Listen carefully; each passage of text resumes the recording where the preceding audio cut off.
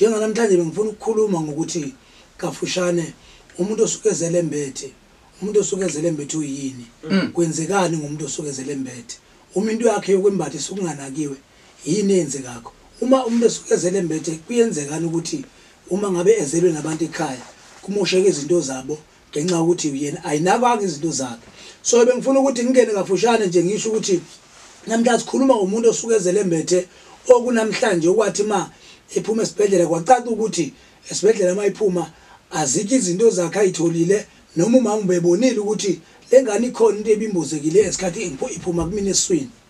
Kwaba ukuthi iyalahleka kukhona abanye abantu okwathi uma ingane izalwe ekhaya kwaba ukuthi izalwe ekhaya ingane yembethe lento omunye uyigqumile uyibeke lapha esuitcase omunye uyibekile ayibeke khona ukuthi ikhona lento ezokwazi ukusiza umntana nami. Kube kunezinto ekuyedinga ukuthi uma kuthuma umntwana uzele embethe kudinga abantu ekhaya bakwazi ukuzenza. Umuntu osuke nenhlanhla impela umuntu osukezele embethe kodwa kukhona izinto ezingenziwe nakwabanye abantu abazenzile. Ngeke ngasho ngathi elanga uhlu ukuthi umuntu mayisukezele embethe kube ukuthi abantu bayamgcinela into okusuke efanele enzele yona lapha mayisuke ekhula ngabe uyintombazana noma umfana uma ezoshintsha nje umfana ebusizweni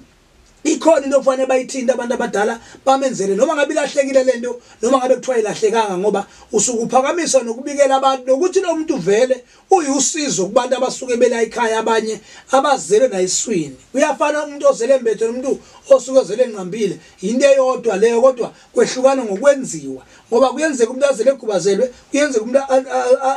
atetwe enqambile kanje emahlombe into lesuke ingaba esuke ingaphakathi kunina kodwa kube ukuthi abantu abayigcinisi. Ndiko lokho esishilo ukuthi kunomuntu olahlekelwe ukuphila namhlanje ngesizathu esithi ekhaya izinto zakhe ayizange zagcinwa futhi imfundo yona ngalutho abantu abakhohliwe ukuthi bavela kuphi kwaze kwamosheka izinto zabo ngenxa ukuthi abantu abazenza izinto. Kukhona igobongo elenziwa umuntu uma engena entweni yokuthusela lungisela into zakhe uma kuthiwa kwalahleka into zakhe elenziwa nje lenziwa ngesikhathi kuthiwa namhlanje kwenziwa leyo mbuzi kufuneka abantu basekakoma wakhe kufuneka abantu bakubo abazokhipha lo mhlehlo bambathe nenyongo ahuqwa ngayo bese ligeza igobongo bese phalaza ngalo bese umuntu into zakhe ziyakhanya nabafuwa abasukezele nabo kube into zabo